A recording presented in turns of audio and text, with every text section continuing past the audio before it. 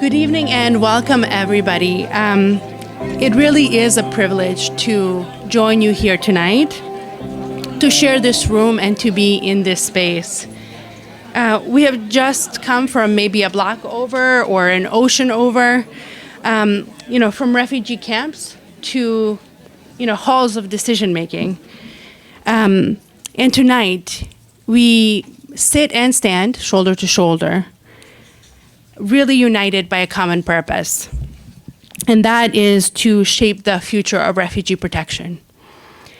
This dialogue's purpose is to really reflect candidly and engage candidates around trust building and power, and surface their commitments and values and vision for how they will really reimagine and strengthen UNHCR responsiveness and center refugee leadership in that response. This is also very much a historic night. For the first time ever, we're shifting the conversation from the kind of closed doors that we're used to in this space to an open dialogue, to this first of its kind public dialogue with candidates for the UN High Commissioner's office. It was refugee leaders who convened it, so it's really a double historic moment, and it really creates an opportunity to talk about how we show up in this moment.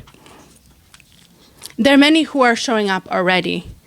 Our space was created as a global initiative to support meaningful involvement of refugees in global spaces. I also want to thank our seat, whose goal is to transform refugee inclusion from token consultation to structural power. Refugees International, the Zolberg Institute, and the United States Refugee Advisory Board that I'm a part of. We are also hosting this event supported by the Hilton Foundation, Porticus, and Robert Bosch for supporting this incredible event, and also Harvard Club for being in this space. I also want to thank the audience for showing up to an event like this in such a difficult and complicated week to schedule. Also, the RLOs across the world who sent in questions that helped inform this dialogue today and co-create the purpose for this event. I also want to thank the candidates who've joined us here today to inform this dialogue and to also share their vision for the future of UNHCR, especially during this UNGA week. In this room, we have people who represent states, philanthropy, civil society, the private sector, refugee communities who each play a role in shaping the future, and the stakes could not be higher and hotter. We are living through the largest displacement crisis in recorded history. The protection space is shrinking. Resources are running dry. Anti-refugee rhetoric is getting louder. Across the world, hard decisions are being made about borders, about budgets, about values and lives. Moments like this are heavy, and they are also full with possibility if we meet them with courage. Hard moments shape the future, but they also shape us, and they reveal who we are. Let me explain very briefly. As a child, I once came home, and across the way, I saw my friend's grandfather. He was there sitting with military officials, and he was pointing to our house, and I wondered why. One of the things that I realized later is that they came over and had a bucket with red paint in it. They painted our gate with a red X. From that moment, we realized that we were in danger. As I was trying to process why would somebody who I've known my whole life decide to do something like this, my father said something really interesting. It's a proverb. Ne pada sneg da pokrije breg, nego da svaka zverka pokaže svoj trag. That really means that snow's purpose isn't to cover the hill. It is to reveal the tracks of animals. And one of the meaning of that is to say that in the difficult of moments, in the hard times like storms, the purpose isn't to hide. It is to reveal how we act. They reveal how we show up, how we move. I want to invite everyone to engage in this moment with courage and transparency and action so that when we look back at this moment, our tracks, together we are proud how we showed up. Upcoming, we'll have the moderated dialogue and audience Q&A and reception to follow. And for now, I'd love to introduce the video intervention by Nicole and Moor, who will be joining us here on video. Good evening, everyone. And first of all, my sincere apologies for not being able to join you in person tonight. As a member of parliament in Belgium, I had to attend the opening of the parliamentary year. Still, I'm grateful for this opportunity to share my thoughts and to answer some of your important questions. And of course, I remain open for dialogue with all of you after today. Now, more than ever, the international protection system is under pressure, and UNHCR must remain capable of delivering on its core mandate of protection, assistance, and sustainable solutions. And this conviction is what motivated me to be a candidate for the position of High Commissioner. Now, the current High Commissioner and his team have already had to make tough choices to function with fewer resources. And in the short term, that path must continue, with decisions always guided by the needs in the field. But we also need to look ahead. How should UNHCR evolve in the next 10 years? How should it be financed? How should it be organized within the wider UN system in order to safeguard its mandate? And my ambition is to rebuild the organization so that it is agile and fit for purpose, ready for today's and tomorrow's challenges. Now, for the first 2 years, I see 3 priorities: resources, UNHCR's place in the UN system, and support for host communities. First, on resources. UNHCR is not only facing less funding, but is also facing increasingly earmarked funding, which makes it difficult to respond flexibly to urgent needs. So we need more predictable and more diversified funding with stronger partnerships, not only with governments, but also with private actors, with development banks. Donors must be encouraged to increase their core contributions. But new partnerships can also help to shape sustainable responses, for example, such as labor market integration. Now, second, UNHCR's role in the UN reforms. UNHCR can strengthen its cooperation with other humanitarian agencies, with development actors. I really believe UNHCR can play a leadership role in shaping these reforms that will improve the efficiency of the whole UN system. And third, support for host communities. Most refugees are hosted in low and middle income countries. It is crucial that humanitarian aid benefits not only refugees, but also local populations. And by working with development banks, for example, and new partners, UNHCR can also help to strengthen basic services, such as education, healthcare. This creates benefits for all residents of the country. Now, I also want to highlight the role of refugees themselves, because refugees should not only be seen as beneficiaries of aid, but as true agents of change. Refugee-led organizations are already delivering solutions, are already building resilience in their communities. And as a minister in Belgium, I cooperated with refugees when we were working on our national pledges for the Global Compact on Refugees. As High Commissioner, I would support and involve the organizations, as well as individual experts, as true strategic partners, through regular consultations, for example, and through direct and flexible funding. I've witnessed myself during my visits how their initiatives, whether it be child-friendly spaces, vocational training, or financial literacy programs, how these initiatives can really empower both refugees and host communities alike. So to conclude, these are unprecedented times, and we must shift from short-term crisis response to longer-term sustainable solutions in line with the Global Compact on Refugees. And this is not a change of mandate. This is a commitment to be more effective and more forward-looking. The world needs hope, needs humanity, and needs principles that endure, even in times of crisis. And my ambition is to give refugees, stateless and displaced people not only protection, but also perspective. And it would be an honor for me to pursue this mission together with UNHCR and its partners. Thank you. Rez Gardi is an international lawyer, award-winning human rights advocate, and a global leader in the refugee movement. Born in a UN refugee camp and resettled to New Zealand, Rez went on to become the first Kurd in history to graduate from Harvard Law School. She is the co-managing director of RSEAT, where she works to embed refugee participation and co-governance in the highest levels of decision-making. She's always pushing the system to be more inclusive, more just, and more courageous. Please join me in welcoming Rez.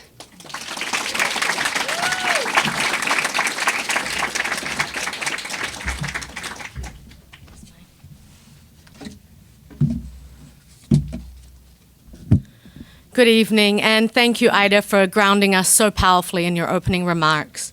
As you've highlighted, this is a historic moment. The first time refugee leaders are convening candidates for the next High Commissioner in this way. Facing political hostility and a collapsing humanitarian system, the appointment of the next United Nations High Commissioner for Refugees will shape the future of protection and solutions for millions worldwide. I'm honored to be moderating this dialogue during the UN General Assembly side events on behalf of Our Space, a refugee-led forum that shifts the conversation away from state-centric frameworks towards solutions grounded in lived experience and partnership. At Our Space, refugee leaders work in collaboration with foundations, INGOs, academia, and policy thought leaders, building spaces that push past tokenism toward genuine influence and co-governance for better responses. My role as moderator is to guide this dialogue, keeping refugee priorities at the center. The questions you will hear tonight were drafted and shaped by refugees, and through a survey of refugee-led organizations and our broader refugee leadership ecosystem, refugee leaders themselves voted on which questions mattered most, ensuring that the dialogue tonight reflects the most pressing challenges facing forcibly displaced communities. And so I'm very excited to introduce to the stage our candidates for the next High Commissioner for Refugees. Of course, not all the candidates, but we're very grateful to have you all here with us tonight. And so I will not go through their bios, which are very impressive and long, but you all have a copy of the program for you to read their bios as I introduce them to the stage. So firstly, I would like to call to the stage Madame Mayor Anne Hidalgo, Mayor of Paris.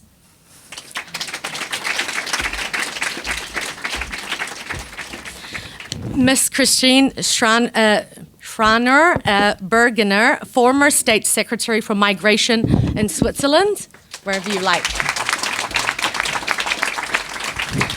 Miss Niels Annen, former Minister of State, Federal Foreign Office of Germany. Stage. And Mr. Matthew Krentzel, UNHCR representative in Uganda.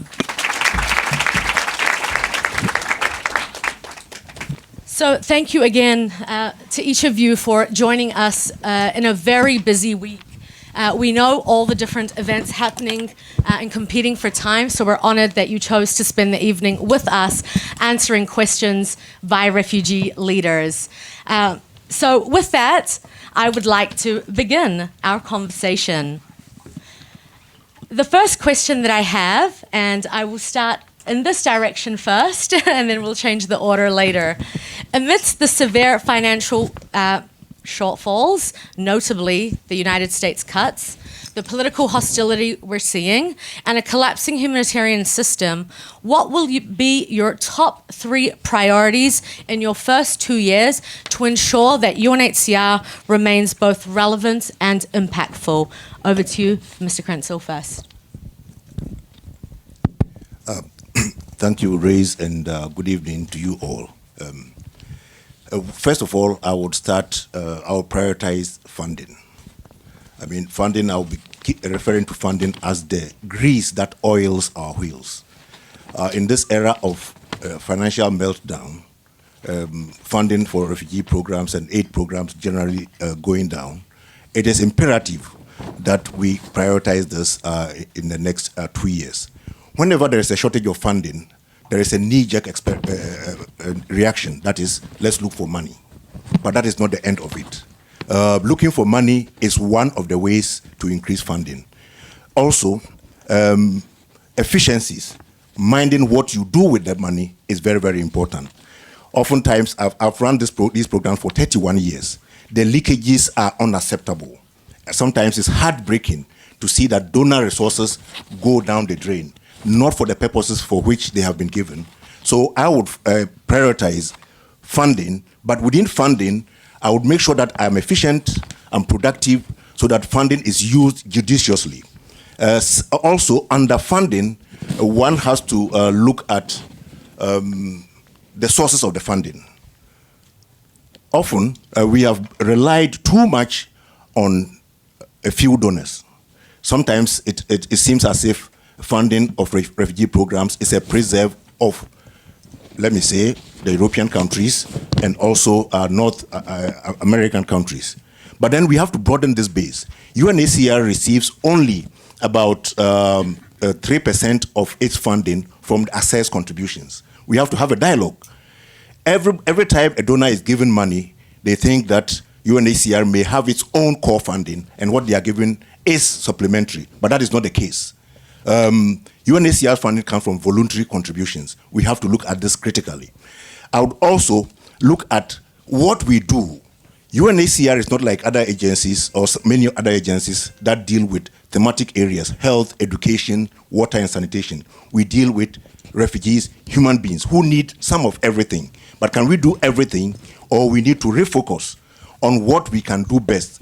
Where are our comparative advantages? What business would we have doing constructing roads when we don't have money for registration, when we don't have money for core activities, refugee status determination, protection, registration, birth certificates? So our focus, my priority will be to refocus on what UNHCR is best placed to do, and then leave the rest or negotiate, coordinate the other activities with those who are best placed to do those activities. Then thirdly, with whom do we work? We often work with NGOs. NGOs are excellent, and UNHCR is an expert in emergency response. But then it goes way beyond that. I'll look at possibilities of working with refugee-led organizations and also harness the already existing systems that are there in the countries, meaning working with the local governments. Localization will be a top priority for me. So to sum it up, the oil that, the grease that oils our wheels, what we are going to do, how we are going to do it, with whom, all aimed at ensuring that refugees are self-reliant. Thank you. Thank you. Over to you, Mr. Annan. Well, thank you very much for the invitation and for that great initiative. And I'm very heartened to see so many people listening to us today. I want to try to answer the question and name three aspects. But let me first of all say that I think all of you at this stage are motivated by the basic impulse to protect what has been built over many, many generations. And so, of course, I agree. There is no UNHCR if we don't address the funding crisis. And no High Commissioner would be able to ignore that. So we are seeing that we lost staff over the last month. The funding crisis is real. UNHCR, like all UN organizations, cannot borrow money. So the consequence is that the organization today is already being diminished. And so it's going to be very important to continue a focused reform process. UNHCR needs to be more efficient and agile. A lot has already been done, but I think it's also important within the organization to keep a balance and to look what really matters in the field. That would be a priority. I have no blueprint for that. I also want to be very honest, because every organization right now is looking to broaden its donor base. And I for sure will be doing that. There's no alternative for that. but there's no easy way to access new funds. But what is clear is that relying on one big donor and a couple of significant donors is not a model for the future. What I want to also name is that I see with a certain concern, especially in times of crises, that there is a danger that we divide the international community in donor countries and host countries. That should not happen, because donors are important and we need donors. And by the way, we also should not give up trying to convince the United States to keep their engagement with UNHCR. It's hard, but it's not impossible. But many countries who are not in the focus, who have been generously opening their borders and supporting refugees, are making maybe even a bigger contribution than including my country, who has been a generous donor for UNHCR. And I believe a country that is both a donor and a host country maybe can make a contribution towards that. And I don't know how much time I have left, but I really want to say that a High Commissioner, whoever that is going to be, has a responsibility to protect the 51 Geneva Convention, the Refugee Convention, and the basic structure of protection that has been built over so many years. Yes, we have a funding crisis, and it's serious, but there is severe political pressure.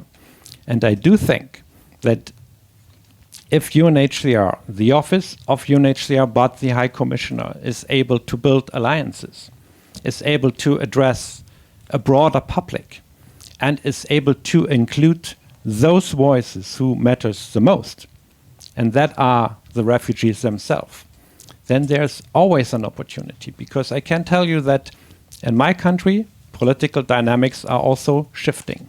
But if you ask people, do they want to see their government acting in a generous way, supporting people in need? The answer is usually yes. And that's why I'm, in spite of everything, optimistic, and I think the next High Commissioner can make a contribution in that direction. Thank you. Thank you. Ms. Burgener? Yes, my first priority would be really to concentrate on the core business, that's protection. If we are having a time of difficult situation, constrained financially and also pressure, politically felt in any countries, even in Europe, then clearly we have to concentrate on the core business protection. And to make this more efficient would be my wish.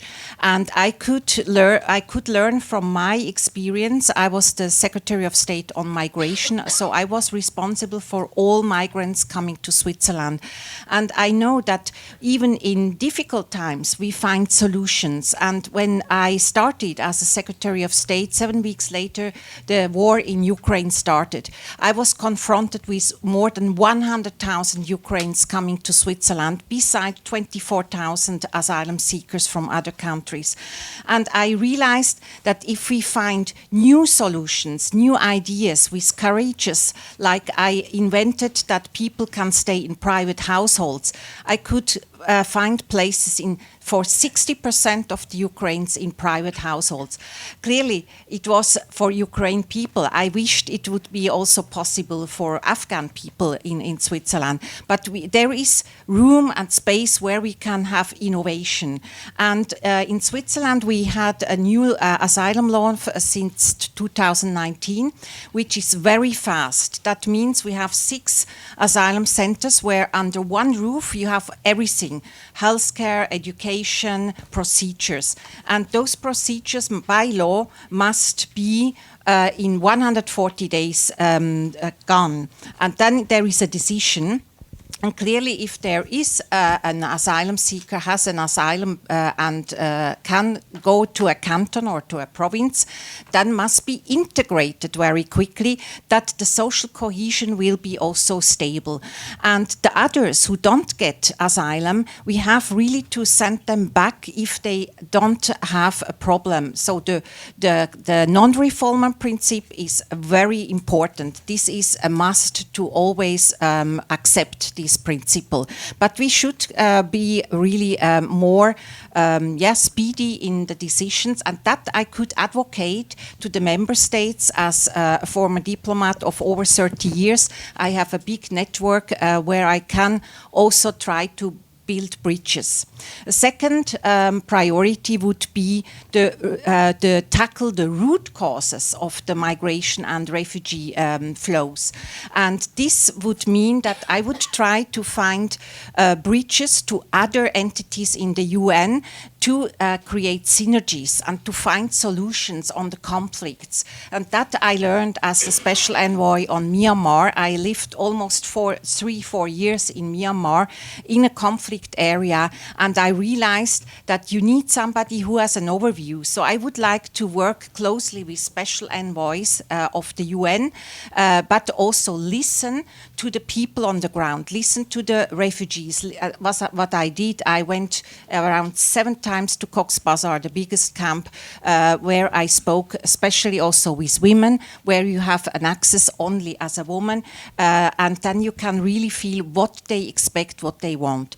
And clearly all these costs. So I would also try to find new financial sources, like with the member states. I would try to influence them to advocate that it's in their interest, also about security, and to find new sources like other Gulf states or regional international banks, banking system, the World Bank. I also worked with the World Bank in Myanmar, and we could make investment in Myanmar like infrastructure, which is also in the interest of the refugees. So these three priorities together can only be fulfilled together with the NGOs, and I worked always with the NGOs in my life, and this is my wish that I can contribute to the protection of the people who are in need. And for those who are not in need, we have to find solutions that we can find acceptance in the society. Thank you. And Mayor Hidalgo? Thank you so much. Thank you for this opportunity. It's a great pleasure to be here today, and thank you for this historical meeting. But first of all, I want to tell you why I am candidate for this position. I know that to be a High Commissioner for Refugee is not a position like another. And my motivation came from my own story. My grandfather was a refugee in France during the Spanish Civil War, and unfortunately he decided to go back to Spain because the conditions in France were so hard for the Spanish refugees, and he was arrested, sentenced to death, and after that my family had to migrate from Spain to France when I was 2 years old. And this story is my energy. And today I want to bring my energy, my story, my experience as mayor of Paris to the high mission dedicated to protect the refugees around the world. And to succeed in this very bad situation for the UN, for multilateralism, my conviction and experiences are that we have to build coalitions and to cooperate more and more and in all the level. Coalition with goodwill states, with goodwill organizations and people and cities. And I prepare my candidacy also like a bridge between the North and the South. I come from Europe. I'm supporting by my country, by Spain, my both countries, but also by head of state from the south, like Lula, because I want to build this bridge between North and South. And in these issues about refugees, very important because of course, in the north, we have also to face refugee crisis and welcoming these refugees, but the most important displacement were in the south. But my priority, first of all, I will defend the 1951 Convention. It is the cornerstone of UNHCR and humanitarian operation in this very hostile time and narrative. And many people, some people comment before that a meeting today about the convention was on the table. We have to defend and to protect this convention because it's the cornerstone. Of course, like my colleagues and friends here, my first priority is to find new donors for the refugees issue that could benefit for UNHCR as well as for international, national, and local NGOs. For me, it's all the system who need new donors. How? Enlarging the number of donor countries, asking more to the global north, European Union, and all the OECD's countries, developing new partnership with World Bank, NDBs, etc., creating new tools to finance humanitarian operation. For example, one idea could be to launch solidarity bonds as what has been done with the green bonds for climate. As mayor of Paris and since 12 years, I'm leading and I'm member of coalition of policy makers with mayor, international organization, businesses, artists, civil society. We did a lot together about climate, and I want to bring these skills and these networks to the refugees. I want to use these networks for a global and strong fundraising led by UNHCR with NGO. This is my priority, but we have to continue this discussion. Thank you. And in each of the responses, I think there has been a number of pressing challenges that have been brought up. Funding, of course, cooperation, protecting the Refugee Convention, which is one that I think is incredibly timely, especially today, as many in this room may have likely attended an event focused on the global asylum system and potential changes or limiting, narrowing those protection frameworks, and in particular a statistic that stayed in my head was about the number of those claiming refugee status not being genuine refugees and the emphasis on people abusing the system. And so we know that certain member states are increasingly using hostile rhetoric, questioning the relevance of the 1951 Refugee Convention or its application and the Global Compact on Refugees. And so as High Commissioner, how would you respond to such narratives and work to safeguard these international protection frameworks, which each of you have addressed in your responses already? Maybe I will go to, this time, start from the middle, and I'll go to Mr. Annan. Yeah, thank you. And indeed, very, very timely, of course.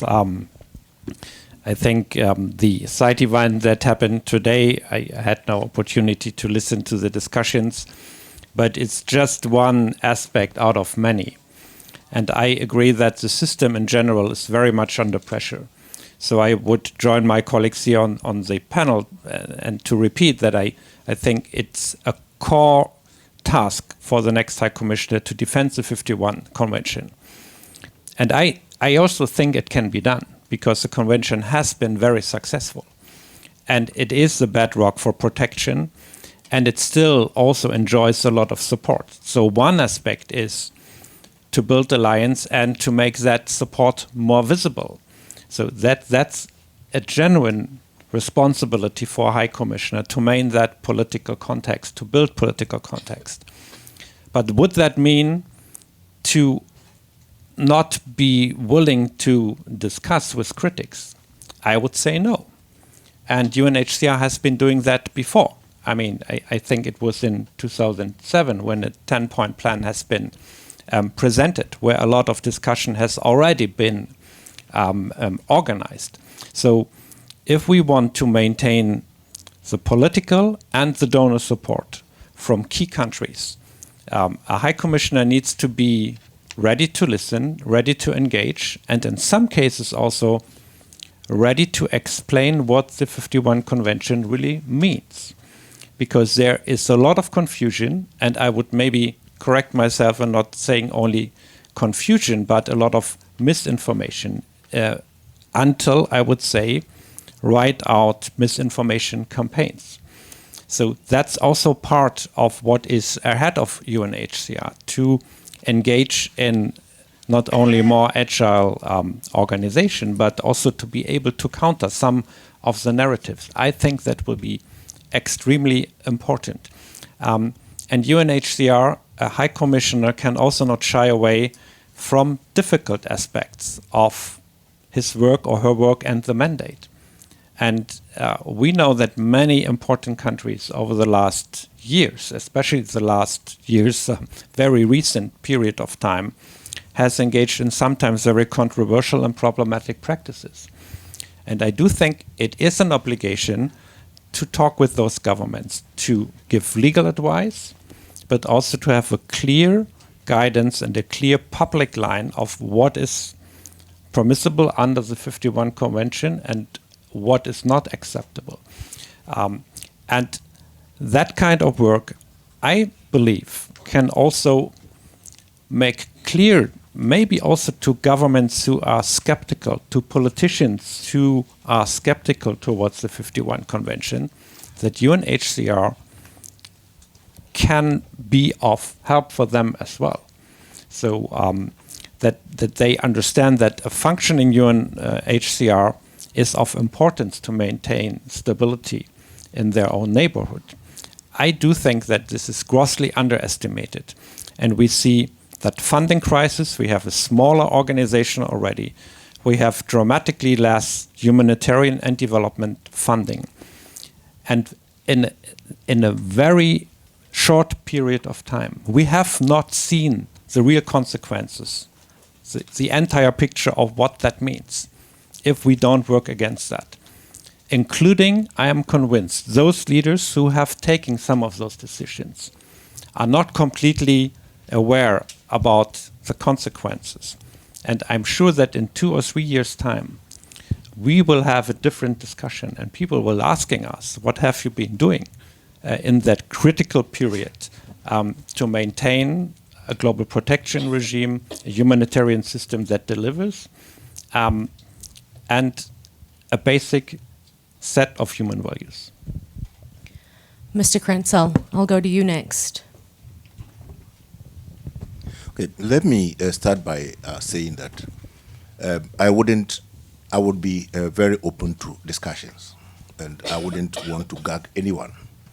The 1951 Convention is key. I mean, that is the foundation of refugee protection, so it has to be protected. That said, we should also be open to dialogue. After all, it is through these dialogues that it was found necessary to come up with the 1967 protocol, because the 51 Convention may not have covered all areas. It is through such dialogues that we had the OAU Convention also coming in to supplement certain aspects of the 51 Convention which did not address the situation in other places. It is through such dialogues that we had the Cartagena Declaration in 1984. So it's healthy to be open to dialogue. First. But secondly, even the 51 Convention, there were many states who already expressed reservations then. It was not fully accepted by everybody, even at that time. Secondly, the conditions have changed since 1951 up to now. So we have to be open to discussions and see what we can all agree and do well. And also to recall that the US is not party to the 1951 Convention, even though it ratified the 1967 protocol. And then, through that ratification, many articles, from Article 2 to 34 of the 51 Convention, were incorporated in US law. So such discussions are always unnecessary. Now let me talk about the Global Compact on Refugees. You know, the Global Compact on Refugees is not binding, legally binding. It's a set of principles, guidelines to help countries manage better the refugee situation. That said, you see, we don't have to throw away the baby with the bathwater. If there are certain aspects of the Global Compact that would not, that some states may not be comfortable with, there are four main pillars of this. The first pillar is to reduce the burden on host communities.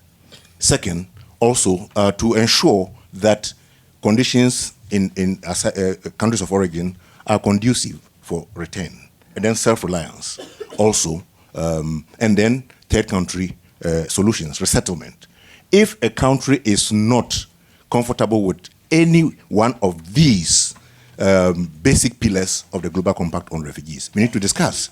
What about the others? Can they leverage the others? Well, already the US, for example, even though it's not party to the 1951 Convention, it has been the biggest donor to the refugee program. So there's a chance for dialogue to see that these concerns that they are raising are addressed in the context of today. Thank you. Thank you. I just want a follow-up question. They were, under previous administrations, always a donor, despite not having signed to the 51 Convention, but the optional protocol. In this climate that we're in, and with this administration, and in light of the kind of conversations that are taking place about restricting severely access to asylum, how do you think UNHCR can respond to some of those challenges that are being put on the table around, for example, the first country, the third country agreements, and severely limiting the asylum, including the nature of it? Of course, it's in theory temporary, but we know that unless the conditions in the home country are such that there can be voluntary return, temporary is protracted in many cases.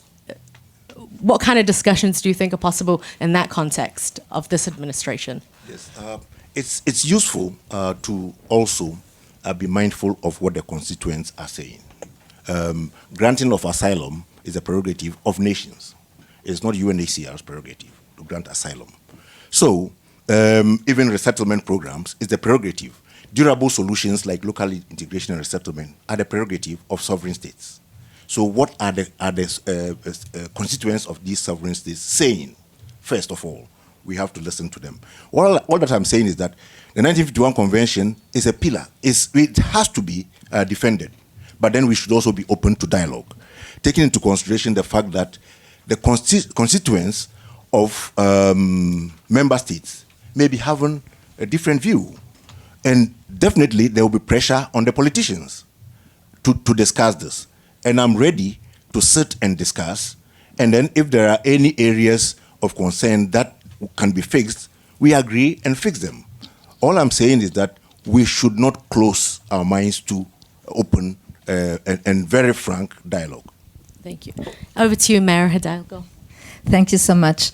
About the bad narrative and the hostile narrative, I know because as mayor I had to fight against a lot of lobbies and hostile narrative. I can say it's my daily life as an ecologist, humanist, progressist mayor, as a woman and as a migrant. But I'm very optimistic, you know, because I know that alone it is impossible to achieve anything, but together with big coalition, with goodwill stakeholders and decision makers, we can change the game, and we have to change the game. Be very firm on the principle and about the convention, about the global government for refugees, but pragmatic and very creative in the method we have to launch and to implement now. Let me take one example. In 2015, we welcomed in Paris refugees from Syria, like in other countries in Europe, Afghanistan, Sudan, fleeing war. And we changed the feeling of public opinion. How? Working with a coalition made of NGOs, non-profit organizations, religious leaders in Paris, and thanks to this work, we hosted thousands of refugees in a special venue established by us. More than 500 citizens came every day to work as volunteers in this venue. We call this venue La Bulle, the bubble.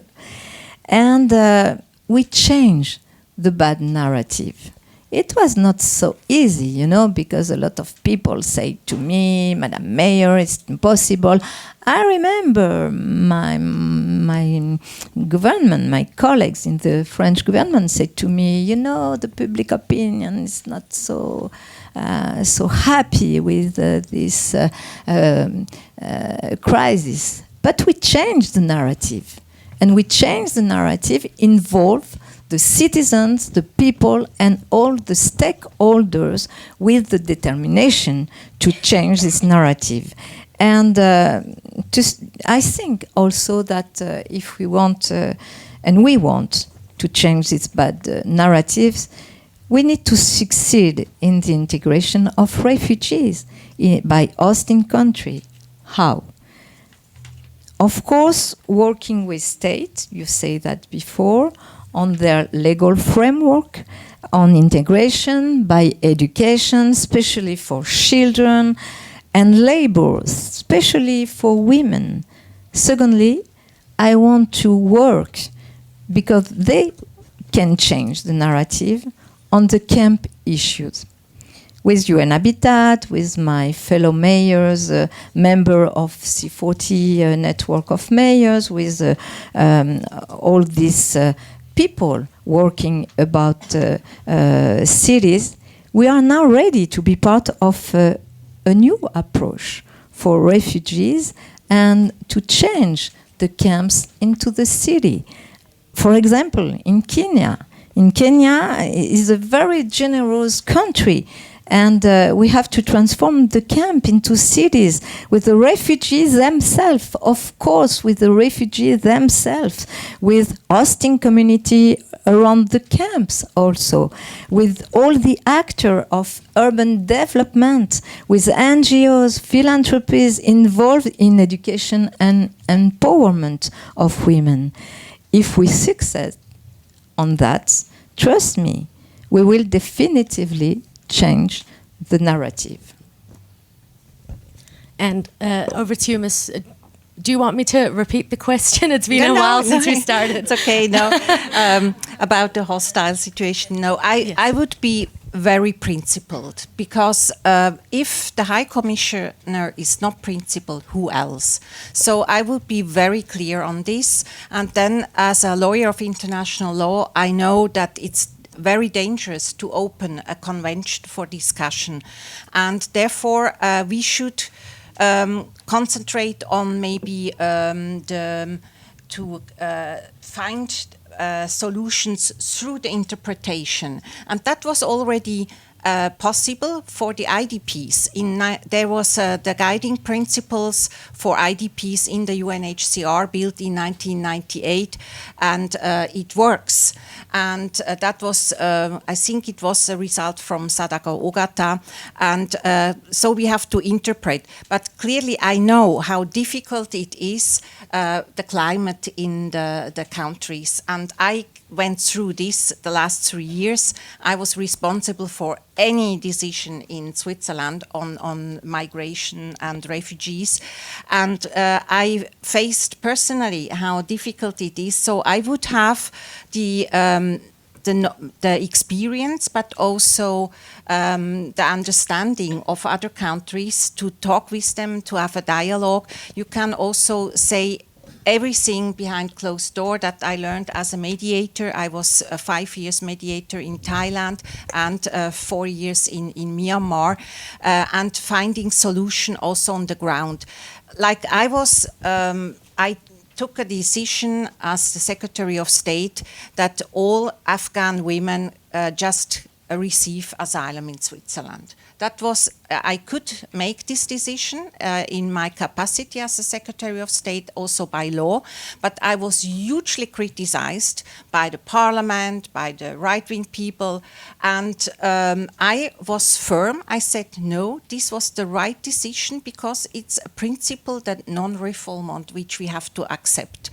And therefore, there are several principles we have to take care, and in other things we can be finding durable solution, but also the integration of the refugees is a tool which enhances the acceptance in the society, because then they contribute also to the society. If they have work, if they contribute to the society, then they are much more accepted. But clearly we have to invest in that. In Switzerland, I could give $20,000 per refugee to the cantons, that he could be during 6 and 7 years be integrated, learning the language, finding a work. So we would need money, but also to talk with the member states to explain them that it's in their interest to integrate the refugees. And I'm just going to ask one more question before I open up to the audience. So this is your cue to start thinking about your questions as we're slowly getting there. With international humanitarian aid declining and severe budget constraints, refugee communities and local actors are often the first responders in crisis and have been for a long time.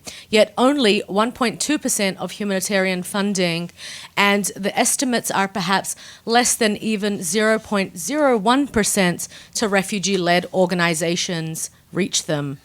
As High Commissioner, what concrete steps will you take to shift power and resources toward refugee-led organizations and local actors, advancing the localization agenda in ways that ensure protection and assistance and are sustainable, impactful, and responsive to the real needs? For this round of questions, I'm going to give you 3 minutes each before we open up to the audience, and I will start with Madame Mayor. Yes. Of course, I want to increase the resources of the country-based pooled funds. It's essential to empower refugee-led NGOs. I will work with also OCHA to meet this goal, because OCHA is leading the coordination. And I know that the target of 25% of the amount of humanitarian funds to local NGOs, including refugee-led organizations, need to be achieved. And I know also that and it is my experience as a mayor of Paris that decentralization and localization are the single way to be efficient. We need to be very in the cooperation with the level of the agencies of UN, OCHA, leading the humanitarian coordination, but also I talk about UN Habitat. I think UN Habitat is very important in the issue of the transformation of the camps. Other agencies, the IOM is also very important in the coordination and the cooperation. We have to work with the head of state, and for me, in all this goal, including the increasing of the resources of the NGOs, we have to organize a group of avant-garde. I want to organize a group of avant-garde with head of states, stakeholders, foundation, NGOs, and also with mayors, because I'm mayor. I know what the mayor are doing every day about hosting the refugees when the crisis came, but every day about the integration of all the communities, all the people fleeing wars and situation, very bad situation. And I know that we need to have this new coalition, and with this new coalition and this group of avant-garde, we can access and achieve to all this goal and implement the convention for refugee, because all the tools are in this document, in this very important document. Thank you. And maybe we'll go back this way. Yes, okay. For me, it was always very important to work and to listen to the refugees, but also NGOs. If I look back in my career, I also was once in the lead of to build the convention on the cluster munition, and I worked very closely with the cluster munition coalition, and it helped me because the NGOs have the knowledge, and also the refugees, they know exactly what they went through. So as a Secretary of State on migration, I had a lot of refugees in my team. I had all together 1,650 staff, and I had a lot of refugees. And like my legal advisor in my team, so very close to me, was a refugee from Sri Lanka, Lavanya Siradurai, and she was excellent. And she helped me a lot to understand what is the condition when they are arriving in Switzerland, what they wish and how we can integrate them. So for me, it's important also, if I get the UNHCR, to integrate refugees in the work, and I would try to measure it. So in the different entities, I would make goals for the staff and the leaders of the different divisions to reach a percentage of participation. And only if you can measure it, it's like with the gender balance. I was always for quotas, because you in the beginning you need some measures that we can enhance this voice. So for me, it was always important to listen to the refugees, and I would like to do this also in the future. Mr. Annan? Yes, thank you. The first point I wanted to mention is in that discussion, we should not forget that the preferred solution still should be voluntary and dignified and safe return. And there UNHCR has a big role to play. And we all know conditions are very difficult, but there are also some glimmers of hope. And I think we see that in Syria, for example, where people are going back and where UNHCR has an important role to play. But if return is not an option, then I think the answer of your question depends very much on the situation on the ground. If there's a very difficult environment, protection should be the center. And protection is then the responsibility of UNHCR. And of course, refugees will always play a role. But I think if you have a condition where local integration is an option, and I, as the State Secretary, have been working, including with UNHCR in the last years, also on the question of mobilizing development money for sustainable solutions.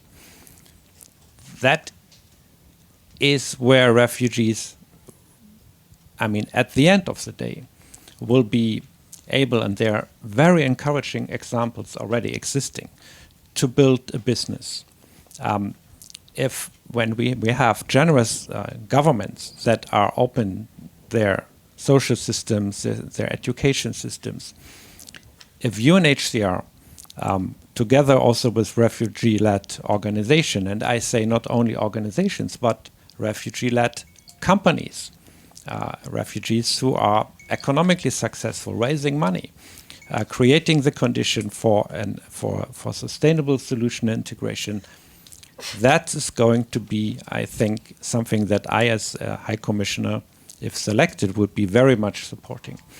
And what we are seeing right now is, and I want to name that because at UNGA we're discussing about UN80 and the question what the United Nations will do in this situation and how the reform will be implemented. And there's a natural tendency under political and economic pressure to somehow come back to the old silos. And we need to make sure that the humanitarian and the development pillars, especially when it comes to solutions for refugees, are working together and are not going to be separated again in different organization, logics, and silos. Over to you, Mr. Krenzel. Yes, asking me this question is like preaching to the converted, because it is something I have done, and I'm proud to say this, that last year I signed 32 grant agreements with refugee-led organizations in Uganda, by far the highest in the whole organization, because I find value in it.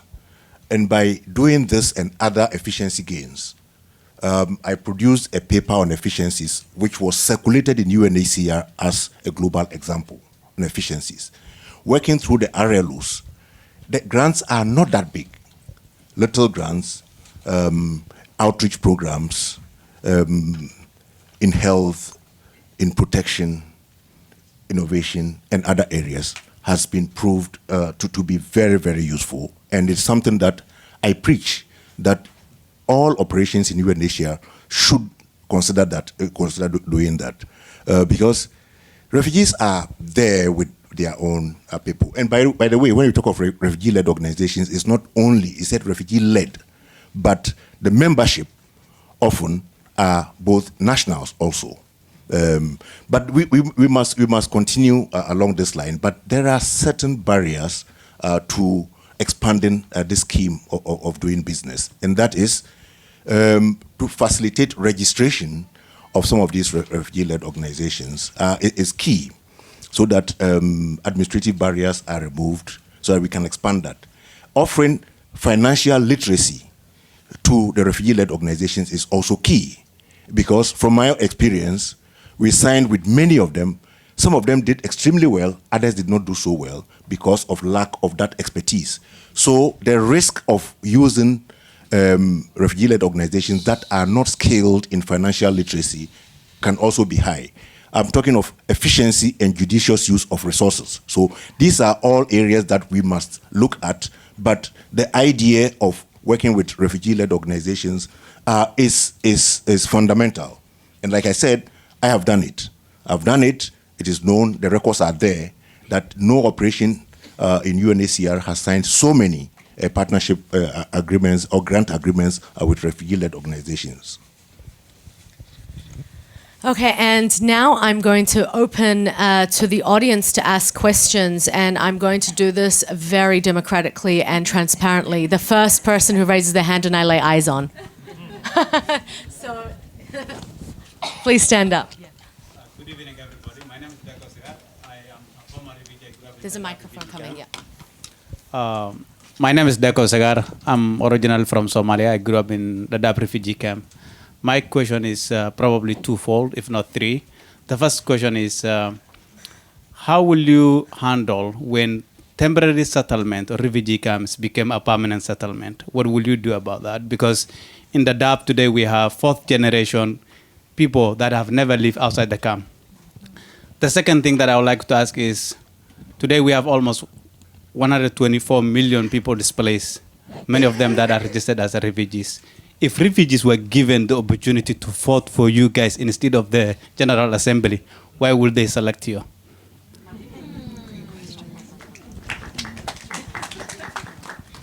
Okay, and why don't we start from the middle again and then go. Mr. Annan, go ahead. No, thank you. I mean, as you know, this is not a campaign event because it's not an election. And I was a member of parliament for 15 years in a big city. And so when starting with 2015, many people, especially from Syria, came to my city. it was a very important impression that I got and experienced in working with the local communities, explaining to them that there's a need now to host people who did not speak German, in many cases did not, share the religion, came from a very different background. And I think that it's maybe something that I can bring if selected, not elected, but selected as High Commissioner, that yes, Germany is a prosperous country, but over the last years and decades, we had a lot of experience. I had a lot of experience in working with local communities, working with refugee-led organizations. And if I look at the result, has it been perfect? Of course not. But we have 800,000 Syrians in Germany, and more than 250,000 are now German citizens. They have been open businesses. They are working as doctors, as teachers, as nurses, and all kinds of professions. Some of them have been top in their class, came to school without a word of German. And we also know about the difficulties for communities, and there have been strains to that. I think I learned from my time as the Deputy Foreign Minister and the Deputy Development Minister to bring the different instruments together. So it's not a theory for me. And I think that is something that I would tell those people if the General Assembly would vote, but they are not voting. So in telling you so much, I think I forgot the first part of your question. I'm sorry. It was about protracted situations, generations of people. I think my time is up, but just very briefly, I mean, the sustainable solution that I talked about must be a part of the solution. Because to having protected situation over generations and generations, people born and raised in refugee camps is not a solution. And by the way, also humanitarian funding is not, that's not the idea, and it cannot be sustained because the funds are running out. So I think more and more also host countries are understanding that also for them, if UNHCR is running out of money, if the camp management, if the facilities are not being entertained anymore, it puts a lot of pressure on it. So that's why I believe that the sustainable response is so important. And there are very encouraging examples in Uganda and Kenya and other parts of the of refugee situations. And I think that's where we need to learn from and need to act. Go ahead. Yes, first of all about the camps. I think we have to finish with the camps as solution. Is a solution for the emergency, but not a sustainable solution. You talk about fourth generation. It's impossible to imagine children in these camps and the future of these children and the father and the grandfather in the same situation since 20, 30 years. It's impossible to explain today that there can be a solution. I want to bring my experience as mayor, as urban planner, as leader with all my colleagues, mayors around the world in the networks. And I think that we have to change the camp to cities. And for that, we need to work with the citizens, have a participatory organization, give the voice, the choices to the people in the camp, and work not just with the people in the camp, but with all the urban planners, designer, architect, people who want to help to change this situation. If we do that, I think that we change for a long time the narrative, the implication. We can, with this new approach I propose, have also new donors. We can have new donors. And in my idea, I think that, for example, two very vulnerable groups, children and women. We have to implement programs, but not just for the refugees in the camp, also for the most vulnerable people, children and women around the camps. And I think with program about the transformation of the camps into cities, and also with program sharing solution for the hosting country and communities, and also the refugee, we can change the game.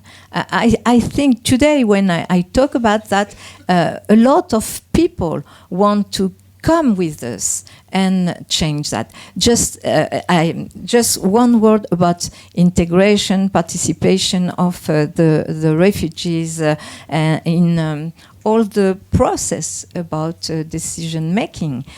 In Paris, we have a lot of initiative. For example, I did invent ID for all the residents of the city. And this ID, this card, give right to these people, right to participate. They are not French people, of course, but they are residents, inhabitants in the city. And with this card, they can participate. I think we can bring all the innovation, social innovation, by cities, by countries, with the group, this group of avant-garde, and we can also change the game about the participation and the integration of refugees in decision making. Yes, on camps, clearly that would be one of my priority to close the camps. But clearly, if we want to close them, we need a conducive situation on the ground. I had so many discussions with people in camps, like in Cox's Bazar, where more than 1 million Rohingyas are living, and all told me always that they want to go home to Rakhine in Myanmar, but clearly with dignity and safety. And that's the reason we have to invest much more on the ground to build on the social cohesion, because that was the problem in Rakhine. And I organized for more than 2 years social cohesion programs on the ground with especially young people to bring them together, Buddhist and Muslim people. And with the time, we could bring them together. And they were open also to take them back in Rakhine. And for that reason, you have to talk with the refugees and to find out under what conditions they want to go back. And then you have to assist them. But clearly in Rakhine, I would once again talk now with the one who is responsible now in Rakhine, is the Arakan army. And you have to have diplomatic and mediation skills to find solutions on the ground. But camps are really not for a longer time, and I wouldn't like to see any new camps because in Cox's Bazar I also saw in the beginning that even the children didn't get education, and that showed me also that it's important to have this synergy of the different entities in the UN, because UNICEF was for the education, but they were not allowed to give education. So I talked to the government in Bangladesh and convinced them that we can have the curriculum for Myanmar. So sometimes you have to invent new ideas, that you fill the gap until they can go back, that they don't have a gap of education. But clearly, otherwise, the outside the camps, people who are traveling, they need to be integrated. And for camp solutions, I would also try to convince much more member states for resettlement. I'm a big fan of resettlement because it's a safe pathway to another country. And this is also what we have as the High Commissioner to do, to convince the member states to take more of them. Do you want to answer this question? Let me say this, that to close a camp, there are certain elements that one has to consider in a protracted refugee situation. First, are the refugees there integrated? And by integration, I'm talking of economic integration, social integration, and legal integration. Oftentimes, when they stay for a long time, they are socially integrated. But then the legal aspect of integration has not been satisfied.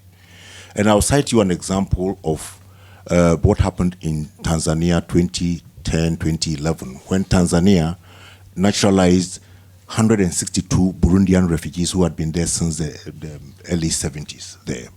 That was a landmark. No country has ever done that.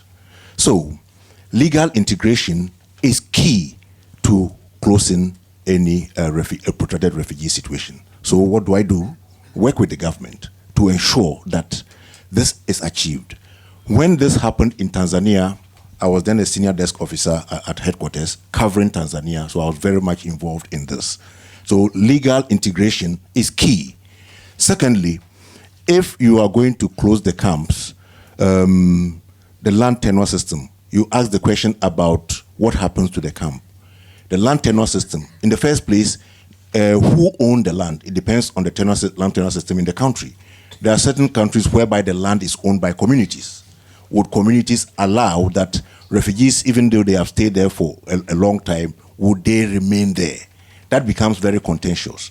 So, local integration as a durable solution is prerequisite for this to happen, or voluntary repatriation if refugees' conditions in their countries are conducive for them to return.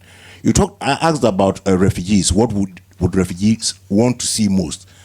I think an empowered refugee is the answer. In fact, an empowered refugee answers many of the financial problems that we are talking about. We get money to implement social protection, to implement many activities in health, education, water, and so on for refugees, gratis. If they are empowered, they will be able to fund these activities themselves, just like many citizens do. So ensuring that refugees are empowered is key to making sure that you can close some of these chapters. Okay, I will take some more questions, and I saw hands first in the back.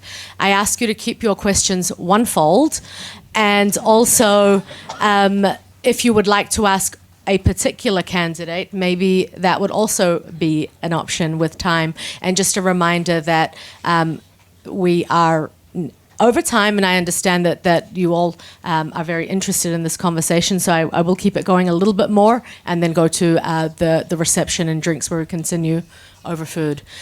So the first question is at the back, Lord Mayor. Hi, how are you doing? So my name's Marvin Rees. I was the Mayor of Bristol in the UK, and I was a founding member of the Mayor's Migration Council, and I'm still a member of that now, which is a network of mayors around the world trying to bring some common sense to the way we deal with migration. But 70% of displaced people now live in cities, not camps, and yet only 1.2% of humanitarian funding reaches that local level. And as a mayor, I can say we tried to deal with the pressures of immigration so we could access the benefits of migration without much support in doing so. I would like to ask all the panels, if you were to take on the role of High Commissioner for an agency facing severe budget constraints, what concrete steps would you take to advance the localization agenda? Any takers to answer it first? You reached for your mic, so I took it as a sign. I leave it for you. Go ahead. No, look, I think it's a very important point you're raising, and German Development Corporation has been supporting, for example, Syrian refugees not only in the big camps in Jordan, but also in the city, in East Amman especially, giving them access to services and to education and grant funding to build their own businesses.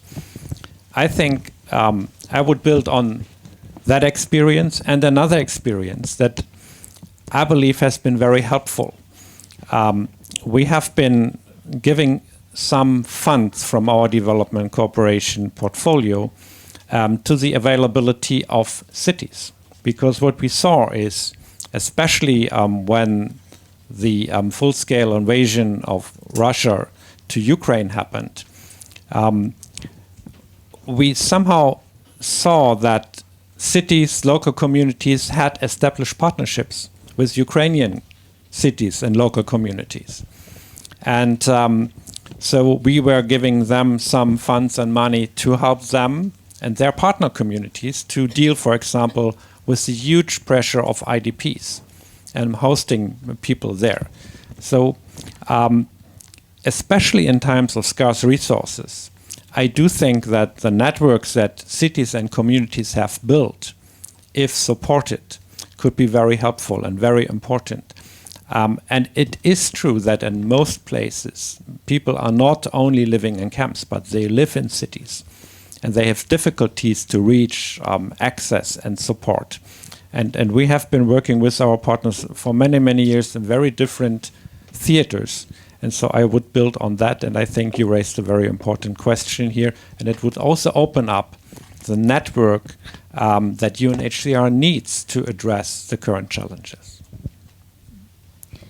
Go ahead. Yes, I think about the climate change issue. The cities today are part of the discussion, the table, and the solution. Why? Because we are facing, as mayor with our citizens, we are facing all the crises and climate crisis, but when we need to face and to welcome, to host refugees, the mayors are on the first line with the NGOs. We are in the same position, NGOs and mayors in the city when we are to face a crisis. A lot of time without the states, because the state came after the crisis, and the solution are finding by the local level and the local government. As mayor of Paris, I'm member of many coalition and network of mayors. One is ICORN. ICORN is a network dedicated to refugees, artists, journalists, and we host these people in our city and other cities with integration, with all what we can do together with the community to integrate and give the opportunity to these refugees.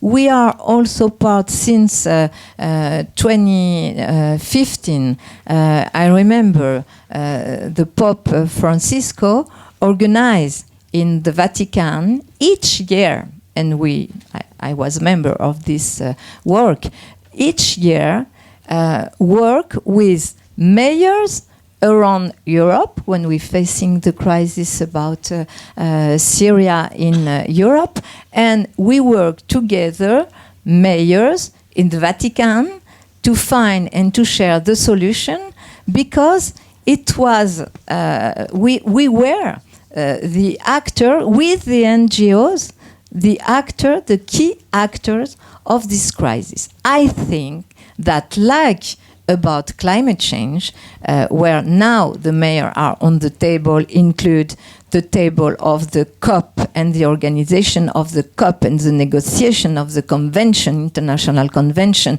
and we were all the mayors and our network in Rio and in Belém.